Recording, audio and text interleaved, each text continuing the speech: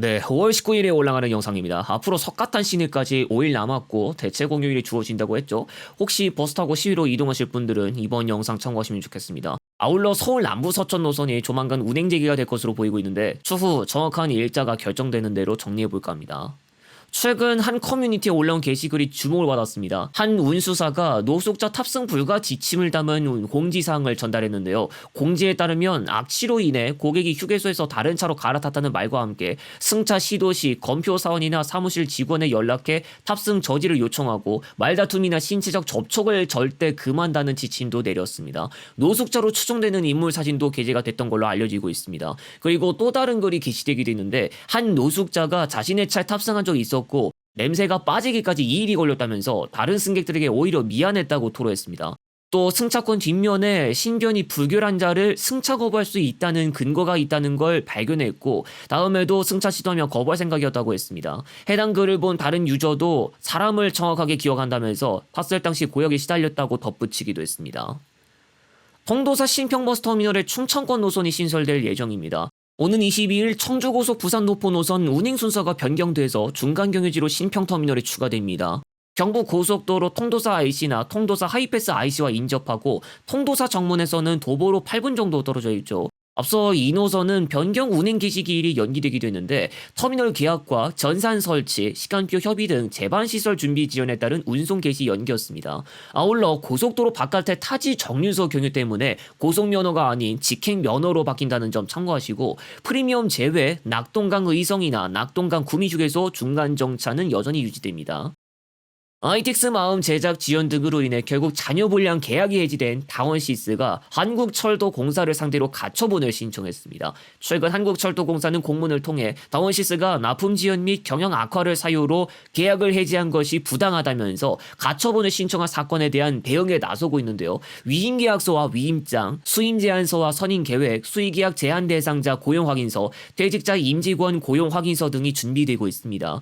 지난 4월 2일 당시 ITX 마음 제작 계약이 해지된다고 다들 공시됐을 때 다원시스는 거래 상대방과 이견이 있고 관련 사유에 대한 협의 진행과 법률 대리 선임 후 추가적인 법적 조치 등을 검토한다는 말을 남기기도 했죠. 한국철도공사를 상대로 하는 가처분 신청이 이루어진 것으로 인해 사태는 더욱 장기화될 것으로 예상됩니다. 그 밖에도 서울 지하철 5호선, 7호선 옥정 연장분과 8호선, 9호선 신안산선과의 계약도 해지됐는데요. 이번 일로 인해 서울교통공사에도 어떠한 영향을 미칠지 관찰이 필요해 보입니다. 한편 서울 지하철 7호선 청라 연장분이나 인천 지하철 1호선 검단 연장분은 법률 자문을 거친 끝에 인천시 측에서 계약 해지를 철회한다는 방침을 밝혔습니다. 다원시스는 얼마 전 기업 회생 절차에 들어간 곳인데요. 조금이라도 잘못되면 기업이 또 어떻게 으스러질지 모르는 상태에 놓여 있습니다. 어제 강릉선 KTX 개통이 운행에 차질을 빚었습니다. 국토교통부는 어제 오후 2시 58분경 남강릉 신호장 강릉역 사이에서 선로가 휘어지는 현상이 발견됐고 이에 따라 안인 쪽으로 우회 운행을 하거나 대체버스 투입 등을 하는 한편 시설 복구 지원과 장애 원인 조사를 하기도 했다고 밝혔습니다. 선로 휘어짐 현상으로 인해 강릉선 KTX는 최대 1시간 34분 지연됐고 밤 9시쯤부터 열차 운행은 재개됐다고 밝혔습니다. 어제 공익법단체 두루가 보도자료를 통해 김씨 등 장애인들이 시위나 광역버스 이동권 보장 범위를 제한한 대법원 판단에 대한 헌법소원 심판을 청구했다고 밝혔습니다. 2014년 3월부터 소송전이 시작된 이 사항은 지난 2022년 대법원이 서울고법에 환송하면서 운수사들이 휠체어 설비를 제공하지 않은 게 차별 행위에 해당한다고 판단했지만 서울고법은 구체적이고 현실적인 개연성이 있는 노선이 김씨 등 직장과 가족 주거지를 잇는 극히 제한된 노선에 한정된다면서 범위를 7개 노선으로 축소했습니다. 김 씨는 대법원에 재상고했으나 심리불속행으로 기각됐고 이에 헌법소원을 제기했습니다. 두루 측은 헌법 제10조와 제11조, 제34조 제1항과 5항으로부터 도출되는 기본권이 있다면서 국가인권위원회와 UN 장애인권리위원회도 시외버스 등의 휠체어 설비 설치를 권고한 바 있었으나 여전히 보장되지 않고 있다고 했습니다.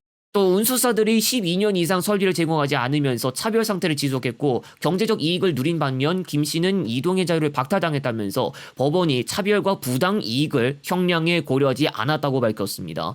대한민국에서 휠체어 설비가 설치된 고속버스가 운행된 적은 있으나 2023년 보도자료를 통해서 밝혀진 것처럼 최악의 실적을 기록했습니다. 심지어는 시청 소재지와 가까운 당진버스터미널로 가는 것도 지난 몇 년간 휠체어 승객들 얼마 못 태웠습니다.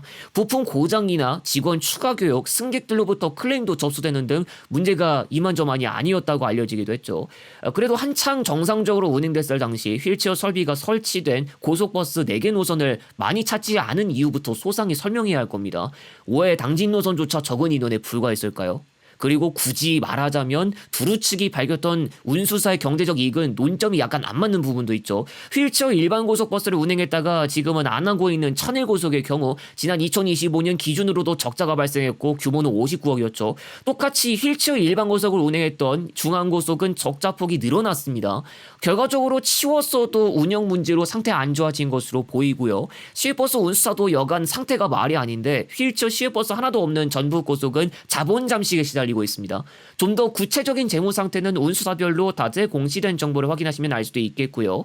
광역버스나 시내버스 등은 준공영제가 시행되고 있는 부분도 있지만 일정량 보조금이 투입되는 시스템 속에서 돌아가기 때문에 그나마 거들어주고 있는 상황입니다. 거동이 불편한 사람도 쉽게 타고 내릴 수 있는 전기 저상버스조차도 결국 보조금 투입으로 도입되면서 운영되고 있습니다. 저상 의무화도 절대 피하지 못하지만 아무튼 실제 영업 일선에서 벌어지는 현실적인 문제점 등과의 간극이 여전히 드러나고 있는 것으로 보입니다.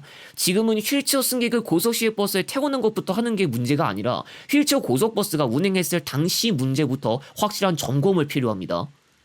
앞으로 6월까지 신규 구간 에피소드와 일부분 리뉴얼 에피소드가 하나씩은 공개되기 많이 시청해주시면 감사드리겠습니다. 정확한 것은 촬영을 끝내는 대로 어느 정도 이야기해드릴까 합니다. 다음 영상에서 다시 오겠습니다.